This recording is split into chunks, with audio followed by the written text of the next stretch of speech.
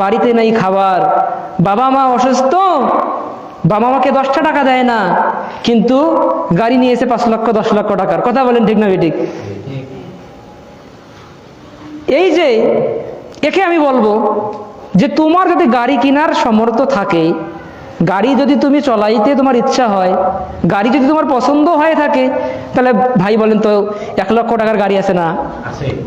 তাহলে সে গাড়িটা কি নিলে আমাদের কোনো সমস্যা ছিল? কিন্তু তার এটা পছন্দ না। তার পছন্দ কি? R15। তার পছন্দ কি? Pulsar, Suzuki. কথা বলেন ঠিক না বেঠিক? কারণ কি, সেই গাড়িতে চড়ে মশান দেখাবে, আমার থেকে আর কে রে।